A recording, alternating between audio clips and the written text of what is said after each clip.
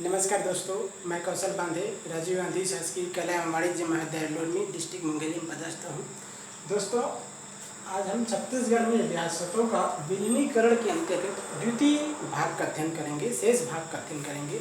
इससे पहले मैंने छत्तीसगढ़ में रियासतों का विलीनीकरण का पहला वीडियो जो है अपलोड कर चुका हूँ। दोस्तों, ये शेष भाग है, तो चलिए आरंभ करते हैं। इससे पहले हमने छत्तीसगढ़ में रियासतों का विलीनीकरण का इतिहास एवं पृष्ठभूमि मैंने आपको पहला वीडियो में ये बता चुका हूँ। दोस्तों, इतिहास किस प्रकार जो है छत्तीसगढ़ में रियासतों का विलीनीकरण हुआ, किस प्रकार जो है छत्तीसगढ़ में आपका ये किस प्रकार जो है भारत देश आज़ाद हुआ, किस प्रकार कौन से गवर्नर जनरल थे, उन्होंने किस प्रकार की योजना अपनाया भारत को आज़ाद कराने में, उनकी क्या रणनीति थी, फिर किस प्रकार जो है भारत को सत्ता सौंपा गया, फिर किस प्रकार भारत दो भागों में विभाजित हो गया, भारत और पाकिस्तान, और किस प्रकार फिर बाद में जो है 562 जो है देसी रियासतों 562 देसी रियासतों को जो है किस प्रकार सरदार वल्लभ भाई पटेल ने जो है उनको भारतीय संघ में जो है शामिल किया। ये सारा चीज बातों को मैंने अभी आपको सामने पहला वीडियो में मैं ये बता चुका हूँ। दोस्तों, उसके आगे की बारे में बातें करते हैं। राजाओं की ऐतिहासिक बैठक हुआ 15 दिसंबर 1947 को। राजाओं की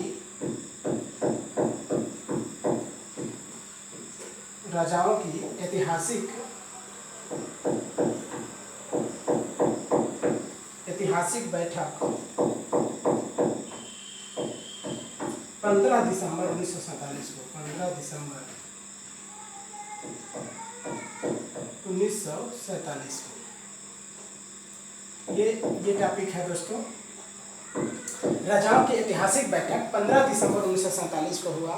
देश के राजाओं को रियासतों के पूर्ण विलीनीकरण की समझाइश देते सरदार पटेल यात्रा कर रहे थे। विभिन्न देशी रियासतों के यहाँ जो है सरदार वल्लभ भाई पटेल देश के जो देशी रियासत थे, जो 562 देशी रियासत थे, इनको समझाइश देते हुए ये पूरे भारत देश में यात्रा कर रहे थे। इसी क्रम में 15 दिसंबर 1947 को वे अपनी पुत्री कौन, यानी सरदार वल्लभ भाई पटेल ने अपनी पुत्री मणिबेन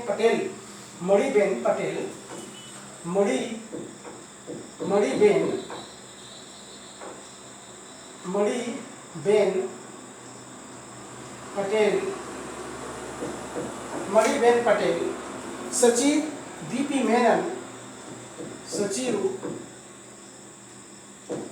मेनन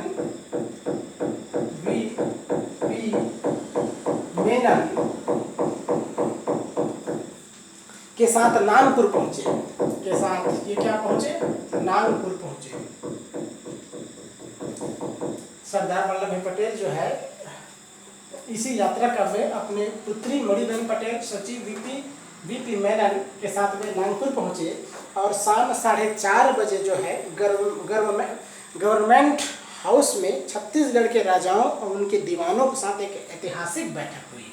जो इससे पहले मैं बताया हूँ, राजाओं की ऐतिहासिक बैठक 15 दिसंबर 1947 की। ये कहाँ हुआ? छत्तीसगढ़ गवर्नमेंट हाउस में गवर्नमेंट हाउस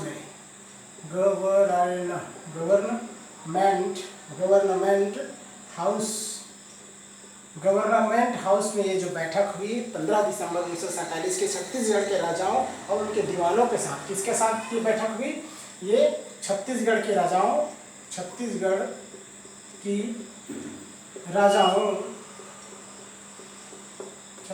राजाओं और साथ ही उनके दीवानों के साथ जो है बैठक हुई। छत्तीसगढ़ के राजाओं और उनके दीवानों के साथ बैठक हुई। इसमें जो है प्रांतीय गवर्नर, इसके अलावा इसमें जो है प्रांतीय गवर्नर मंगलदास पखवासा, इसके अलावा इसमें जो है शामिल हुए थे प्रांतीय गवर्नर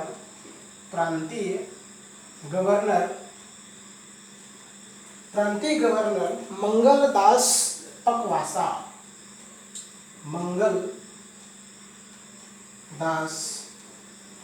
पखवासा प्रांतीय गवर्नर मंगलदास पकवासा, मुख्यमंत्री रविशंकर शुक्ल, मुख्यमंत्री रविशंकर, पंडित रविशंकर शुक्ल, मुख्यमंत्री पंडित रविशंकर शुक्ल तथा मंत्रिमंडल के अन्य सदस्य जो है, अन्य सदस्यगण जो है इस बैठक में शामिल हुए थे। जो राजाओं की ऐतिहासिक बैठक 15 दिसंबर 1947 को आयोजित हुआ था छत्तीसगढ़ के गवर्नमेंट हाउस में।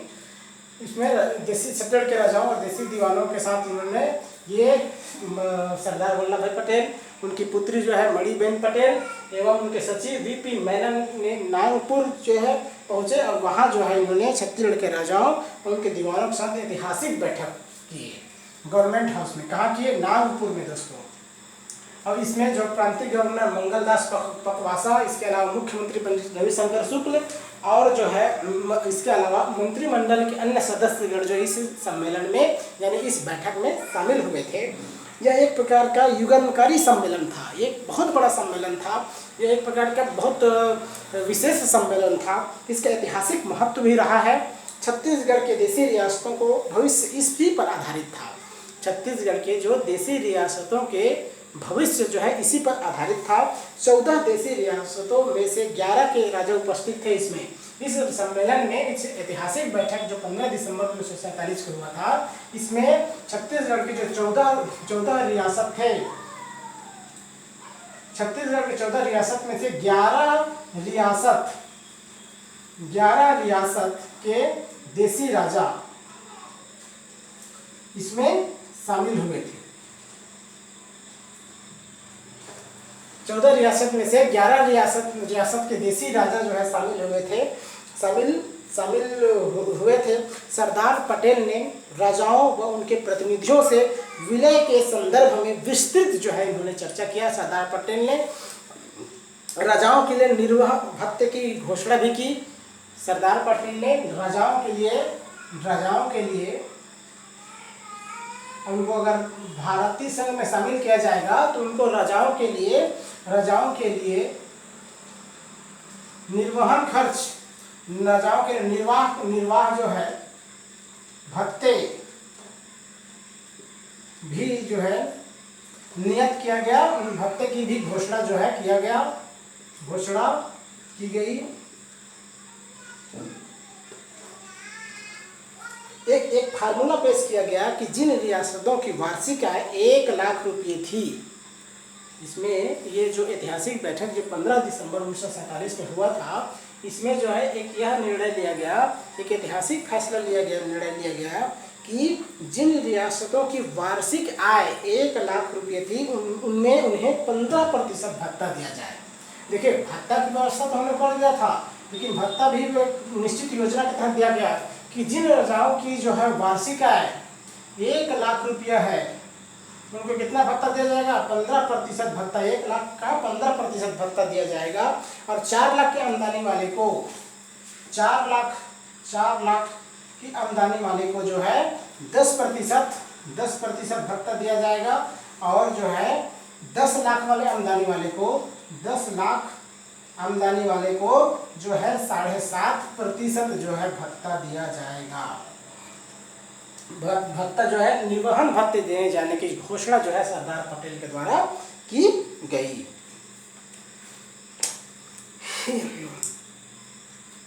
इसके अलावा निजी जायदाद निजी जो संपत्ति है, महल वगैरह राजाओं के स्वामित्व में रहेंगे। सरदार पटेल के स्पष्टीकरण से निश्चिंत होकर छत्तीसगढ़ के देशी राजाओं ने नागपुर में ही विलय पत्र पर जो है हस्ताक्षर कर दिए। जब ये सारी जो है बातें जो है जो सारी जो शर्तें जो है सरदार पटेल ने जब ये भत्ता निर्वहन भत्ते की घोषणा की, उनके महल, उनकी जो धन संपत्ति आदि को जो है उनको उनके ही स्वामित्व में रहने की जब उन्होंने बातें की, तो 15 दिसंबर 1947 को नागपुर में ही जो है छत्तीसगढ़ के 11 जो है देशी रियासतों के राजाओं ने वहीं जो है विलय पत्र पर जो है संघीय देश के विलय पत्र पर इन्होंने हस्ताक्षर जो है कर दिया।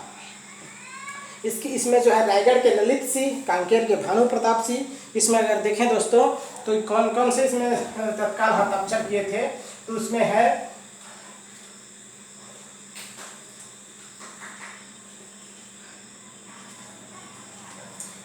दोस्तों रायगढ़ के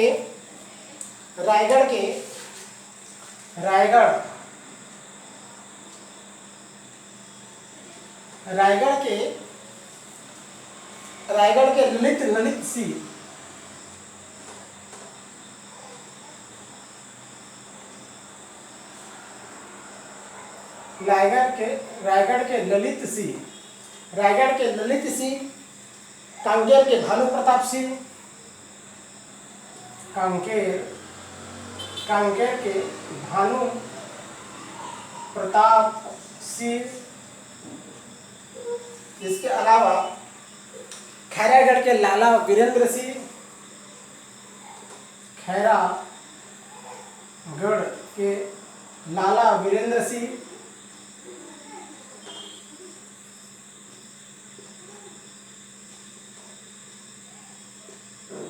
खैरगढ़ के लाला वीरेंद्र सिंह, कोरिया के रामानुज प्रताप सिंह, कोरिया के रामानुज प्रताप सिंह, कोरिया के रामानुज प्रताप सिंह, उदयपुर के चंद्रचूड़ प्रसाद, उदयपुर के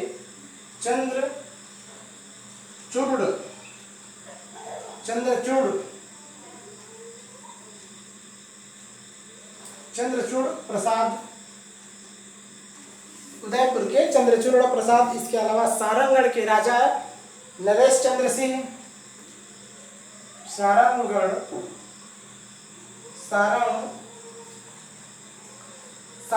के राजा नरेश चंद्र सिंह, छुई खदान के ऋतुपर्ण किशोर दास, छुई खदान के ऋतुपर्ण किशोर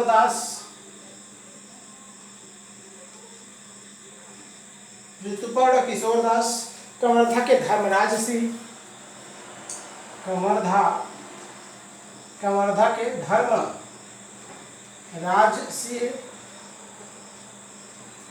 के धर्मराज सिंह, शक्ति के लीलाधर सिंह,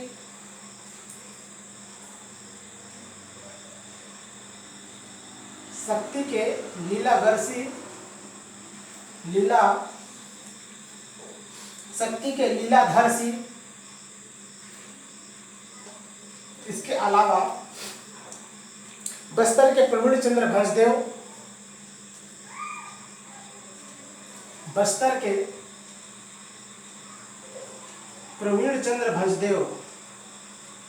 प्रवीण चंद्र भंजदेव, ये सभी जो है छत्तीसगढ़ के देशी रियासतों के राजाओं ने जो है 15 दिसंबर 1947 को ही नागपुर में जो है भारतीय संघ में शामिल होने के लिए जो है हस्ताक्षर 15 दिसंबर 1947 को ही सरदार वल्लभ भाई पटेल के सामने जो है इन्होंने कर दी। ये सभी ने जो है उसी दिन जो है जो छत्तीसगढ़ के जो 11 राजा थे, 1 2 3 4 5 6 7 8 9 और बहुत सारा जो 11 जो देशी रियासत के राजा थे, ये जो है इन्होंने उसी समय यानी 15 दिसंबर 1947 को ही नागपुर में इन्होंने क्या किया, भारतीय संघ में अपने देशी रियासतों को शामिल करने की घोषणा कर दी और उसने हस्ताक्षर जो है स्पष्ट रूप से कर दिया। एक सरगुजा के उत्तराधिकारी जसपुर के दीवान, इसके अलावा सरगुजा के उत्तराधिकारी इसमें और बहुत सारा है। सरगुजा के उत्तराधिकारी जसपुर के दीवान TC आर मेनन व चांग बखार के दीवान में रियासत की ओर से विलय पत्र पर हस्ताक्षर किया। इसके अलावा जो 3 और ऐसे बचे थे, जो 11 थे टोटल। तो आपका सरगुजा के उत्तराधिकारी, वो राजा वहाँ उपस्थित नहीं हुए थे, तो सरगुजा के उत्तराधिकारी गए हुए थे। सरगुजा के उत्तराधिकारी जसपुर के दीवान TCR मेनन व चांग बखार के दीवान ने रियासत की ओर से जो है घोषणा पत्र में स्पष्ट रूप से हस्ताक्षर कर दिए। 19 दिसंबर को सरगुजा महाराजा ने, इसके अलावा 19 दिसंबर को, इसके अलावा 19 दिसंबर को 19 दिसंबर सरगुजा 19 दिसंबर को सरगुजा महाराज ने 31 दिसंबर तक चांग बखार, 31 दिसंबर चांग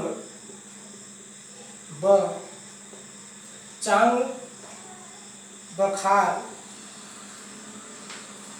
व जसपुर के राजाओं ने, जसपुर के राजाओं ने विला पत्र पर जो है हस्ताक्षर कर दिए। सरदार पटेल ने छत्तीसगढ़ के राजाओं के इस महान त्याग के लिए, प्रजा प्रेम के लिए, देशभक्ति के लिए, समय को पहचान कर किए गए सत्कार्य के लिए, बुद्धिमत्तापूर्ण कदम के लिए राजाओं को, छत्तीसगढ़ के राजाओं को बहुत बहुत साधुवाद दिया। यानी बहुत प्रभावित हुए छत्तीसगढ़ के जैसी रियासतों के राजाओं से, क्योंकि जिस उद्देश्य को लेकर सरदार पटेल ने यात्रा कर रहे थे और जिस उद्देश्य को लेकर उन्होंने 15 दिसंबर 1947 को नागपुर में उन्होंने जो है देसी रियासतों के, छत्तीसगढ़ के देसी रियासतों का मीटिंग आयोजित किया हुआ था, वो उद्देश्य जो है सरदार पटेल का पूर्ण रूप से सफल हो गया। और छत्तीसगढ़ के लगभग सभी 14 रियासतों ने, छत्तीसगढ़ के लगभग सभी 14 रियासतों ने क्या किया, भारतीय संघ में शामिल होने की पूर्ण रूप से घोषणा कर दी। और संधि पर जो है, जो घोषणा पत्र के जो उसमें उन्होंने हस्ताक्षर कर दिया, साइन कर दिया। इससे जो है छत्तीसगढ़, इससे जो है सरदार पटेल बहुत ज़्यादा प्रभावित हुए और उनको पूरी तरह से उनकी देशभक्ति के लिए, उनकी बुद्धिमत्तापूर्ण कार्य के लिए उनको बहुत बहुत जो है धन्यवाद ज्ञापित उन्होंने, सरदार पटेल ने छत्तीसगढ़ की देसी रियासतों के राजाओं को दिया। सन 1941 में भारत सरकार के राजनीतिक सलाहकार सर फ्रांसिस विली ने भविष्यवाणी करते हुए कहा था, एक दिन निश्चित रूप से आएगा जब छोटे राजाओं का अस्तित्व पूरी तरह से समाप्त हो जाएगा और वे पड़ोस के प्रांतों में सम्मिलित हो जाएंगे। यह भविष्यवाणी जो है पूरी तरीके से सही साबित हुआ, क्योंकि 1941 में क्या किया था, 1941 में घोषणा किया था दोस्तों, देखो 47 की बातें हैं और वे 1941 में ही घोषणा कर दिया था। किसने? भारत सरकार के राजनीतिक सलाहकार सर फ्रांसिस विली ने। सर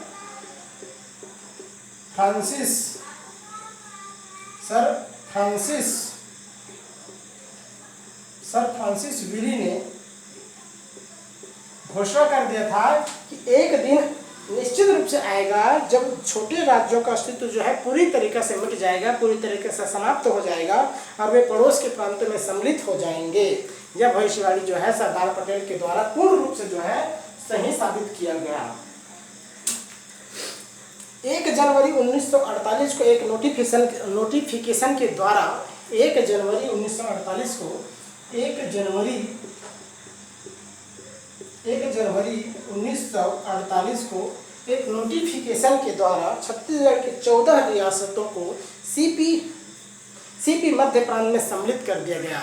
यानी 1 जनवरी 1948 को छत्तीसगढ़ के जो 14 रियासतों को सीपी मध्य प्रांत में पूर्ण रूप से जो है शामिल कर दिया गया। रियासतों के विलीनीकरण का महासौदा पूर्ण हुआ, अनिश्चितता की स्थिति जो है पूरी तरीके से समाप्त हुई और रियासतें बृहत्तर भारत के अंग बन गई। जो छत्तीसगढ़ के जो 14 रियासत थे वे बृहत्तर भारत के पूर्ण रूप से अंग बन गए।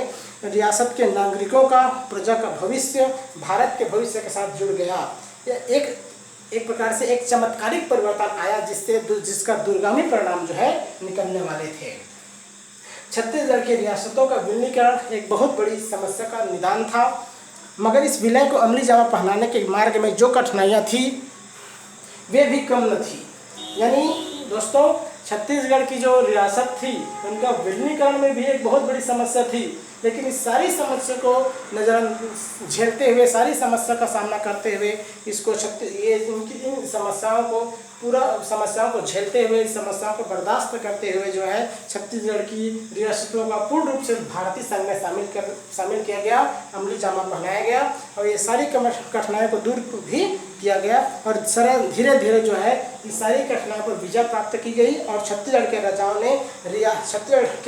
ने रियासत विलीनीकरण मंत्रालय के सचिव श्री वीपी मेनन को पत्र लिखकर अनुरोध किया था कि रियासत का प्रशासन भार ग्रहण करते समय प्रशासकीय प्रबंधन में कोई बहुत बड़ा परिवर्तन न किया जाए, राज्य की सरकार द्वारा से कोई भी कदम न उठाया जाए जिससे संबंधित राजागण यह महसूस करें कि उन पर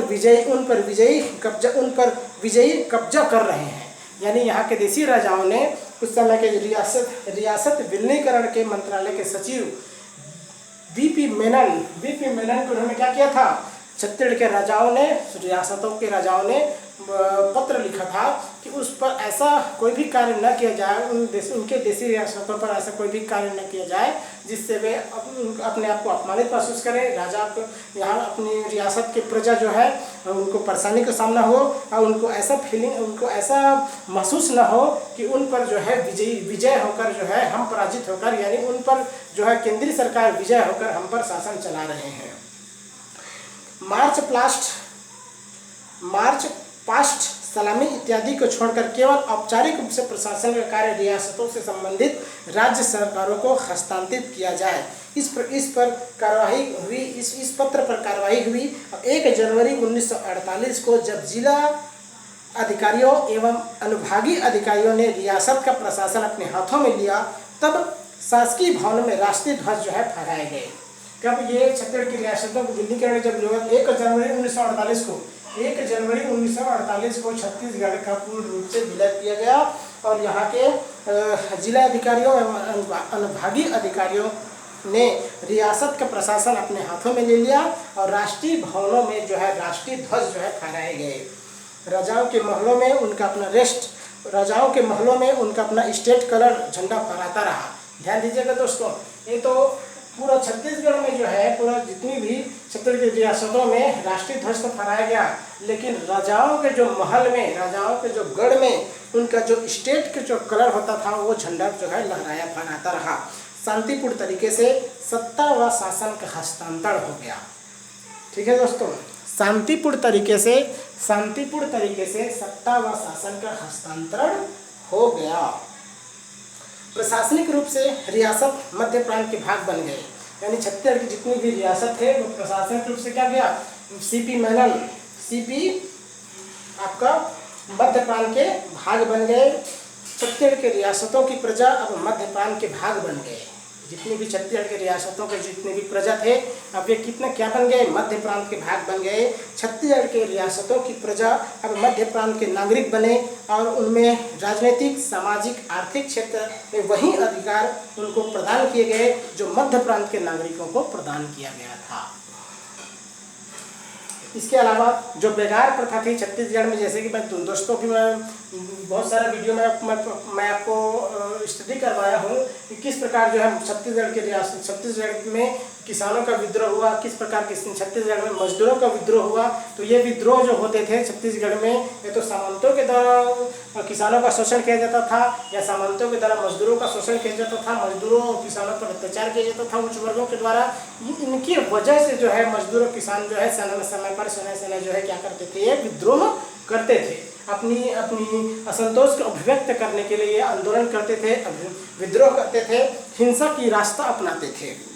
और इसका एक और महत्वपूर्ण कारण था, देखो बेगार प्रथा। जैसे आप किसान आंदोलन हुए तो किसान आंदोलन में और मजदूर आंदोलन जो होते थे ये मुख्य रूप से बेगार प्रथा को लेकर भी आंदोलन हुआ था। तो ये जो छत्तीसगढ़ की रियासतों का जब विलीनीकरण किया गया मध्य प्रांत में, तो ये छत्तीसगढ़ में जो बेगार प्रथा थी वो पूर्ण रूप से अवैध घोषित कर दिया गया। दोस्तों ध्यान दीजिएगा, जो बेगार प्रथा थी, बेगार प्रथा, इसको क्या किया गया, पूर्ण रूप से अवैध घोषित कर दिया गया। अवैध घोषित कर दिया गया। अवैध घोषित जो है बेगार प्रथा को पूर्ण रूप से जो है अवैध घोषित कर दिया गया। सामंतशाही व्यवस्थाओं को तिलांजलि दे दी गई। सामंत जो शाही व्यवस्था जो थी, ये सामंतशाही व्यवस्था, इसको क्या किया गया, समाप्त किया गया।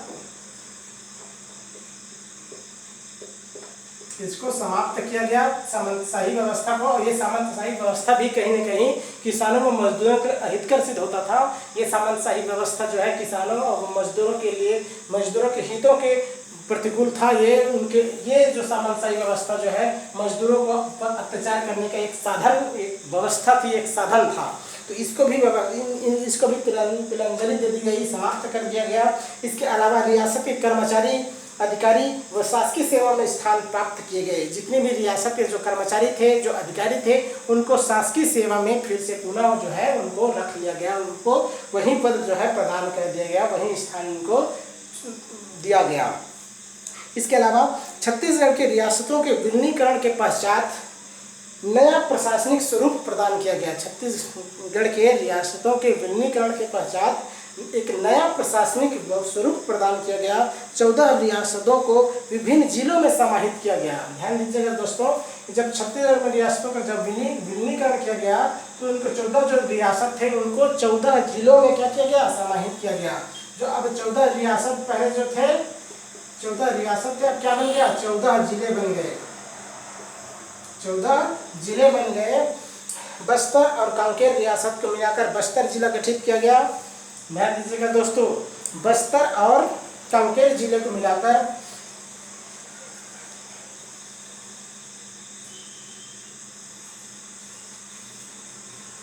बस्तर और कांकेर जिले को मिलाकर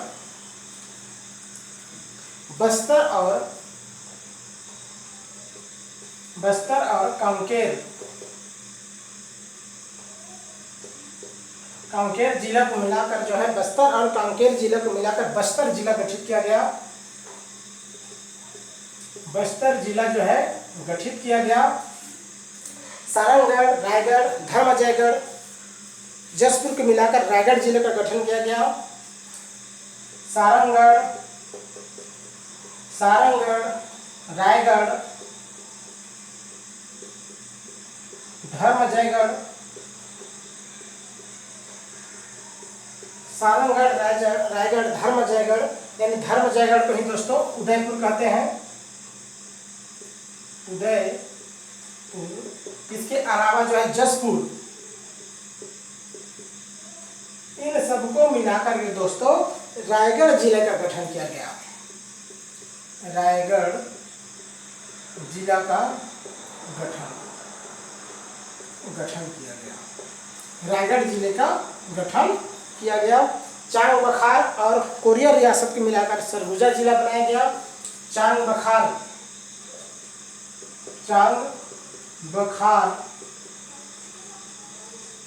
प्लस कोरिया रियासत को मिलाकर कोरिया रियासत को मिलाकर जो है सरगुजा जिला बनाया गया। सरगुजा जिला बनाया गया। इसके अलावा छुई खदान, नांदगांव और खैरागढ़ और कवर्धा रियासतों को दुर्ग जिले में सम्मिलित किया गया। इसके अलावा छुई खदान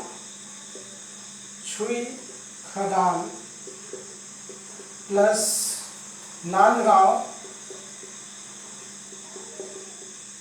खैरागढ़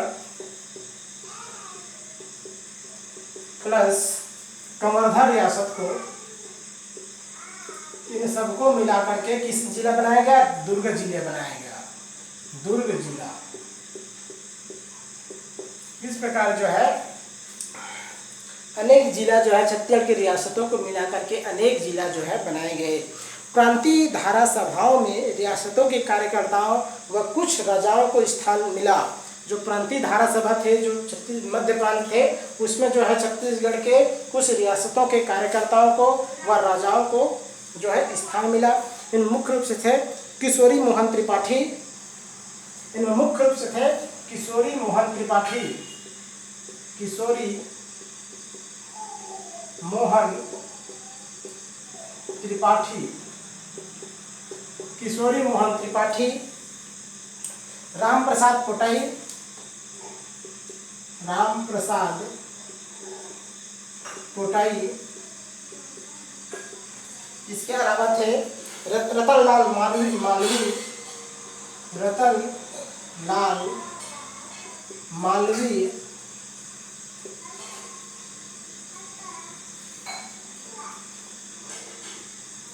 किशोरी मोहन त्रिपाठी, राम प्रसाद पोटाई, रतनलाल मालवी ने सरदार पटेल से मांग की थी कि उन्हें धारा सभा में सदस्य मनोनीत किया जाए। तो प्रांतीय धारा सभा के लिए मनोनीत सदस्यों का नाम इस प्रकार है।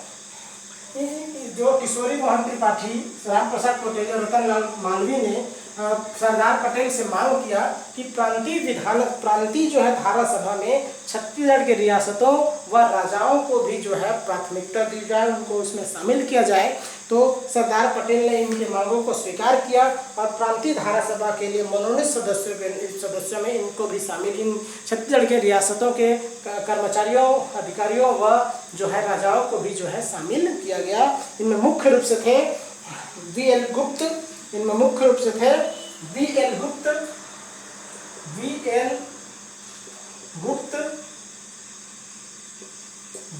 गुप्त, आपका सुंदरलाल त्रिपाठी, सुंदरलाल त्रिपाठी,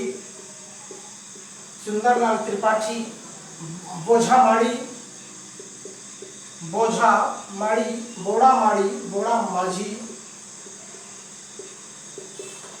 आपका रामदयाल सुरोजिया।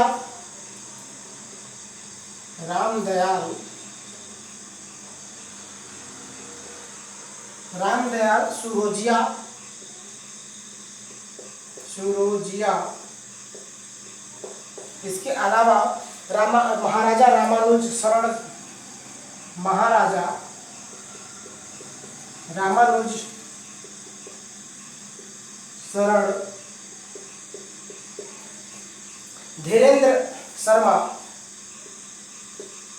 धीरेन्द्र शर्मा, आपका बुधराम साय,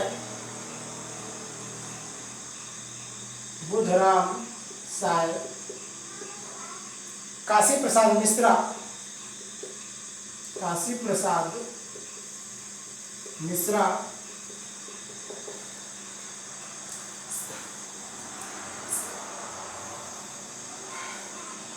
नरेश चंद्र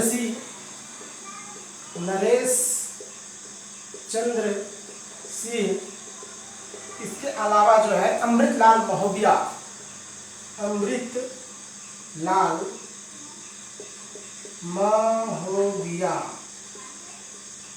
ये सभी को दोस्तों जो है प्रांतीय धारा सभा के सदस्य मनोनीत किए गए, प्रांतीय धारा सभा के सदस्य बनाए गए। क्योंकि किशोरी मोहन त्रिपाठी, राम प्रसाद पोटाई और रतनलाल मालवी ने पंडित सरदार पटेल से ये सिफारिश किया था कि छत्तीसगढ़ के रियासतों के जो कर्मचारी हैं, जो अधिकारी हैं, वह छत्तीसगढ़ के जो राजा हैं, उनको भी प्रांतीय धारा सभा के सदस्य मनोनीत किया जाए। तो इसके बातों को स्वीकार करते हुए आपका सरदार पटेल ने वी.एल. पुनिया, सुंदरलाल त्रिपाठी, बोड़ा माझी, रामदयाल सुरोजिया, महाराजा रामानुज शरण, धीरेन्द्र शर्मा, बुधराम साय, काशी प्रसाद मिश्र, नरेश चंद्र सिंह, अमृतलाल महोबिया, इन सभी को जो है धारा प्रांतीय सभा के सदस्य जो है मनोनीत किए गए। इस मनोनयन से धारा सभा में रियासतों का प्रतिनिधित्व हुआ, यानी ये सभी व्यक्तियों को जब ये धारा सभा में मनोनीत किया गया तो छत्तीसगढ़ के रियासतों का प्रतिनिधित्व भी प्रांतीय धारा सभा में हुआ।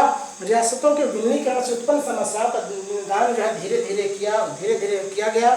स्वतंत्रता के पश्चात जो है छत्तीसगढ़ की देशी रियासतों का विलीनीकरण तत्कालीन सामाजिक एवं राजनीतिक परिदृश्य को बदलने वाली महत्वपूर्ण जो है घटना थी। इस प्रकार दोस्तों छत्तीसगढ़ में रियासतों का विलीनीकरण किया गया। सरदार पटेल के माध्यम से इन 14 रियासतों को पूर्ण रूप से जो है छत्तीसगढ़ के रियासतों को पूर्ण रूप से जो है भारतीय संघ में शामिल किया गया और जो है ये जो भारतीय संघ में शामिल किया गया, इसमें छत्तीसगढ़ के रियासतों के राजाओं की भी बुद्धिमानी, उनकी राष्ट्र प्रेम एवं सरदार पटेल की योगदान उनको इसमें मुख्य रूप से भूमिका के रूप में या मुख्य रूप से योगदान के रूप में हम देख सकते हैं। तो आइए दोस्तों, छत्तीसगढ़ में रियासतों के विलीनीकरण से संबंधित जो मेन टॉपिक जो है हम इसको एक बार और रिपीट करते हैं।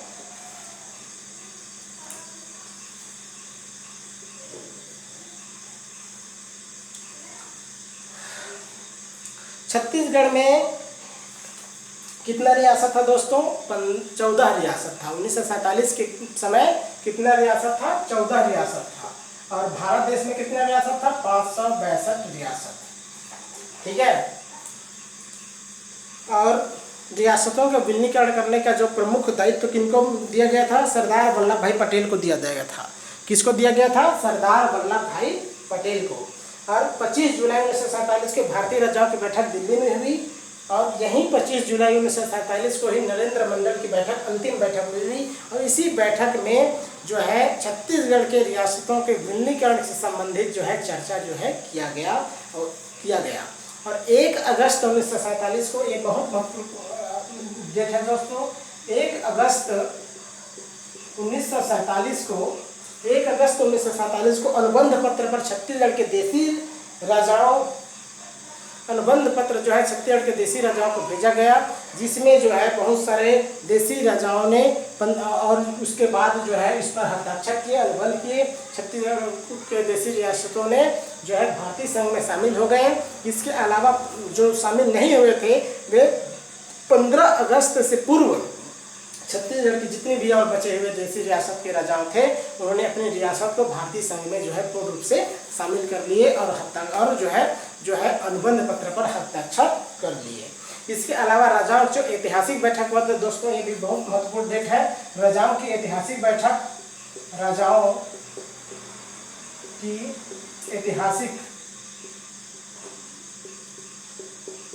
ऐतिहासिक बैठक यह हुआ था 15 दिसंबर 1947 को। कहाँ हुआ था दोस्तों? नागपुर में।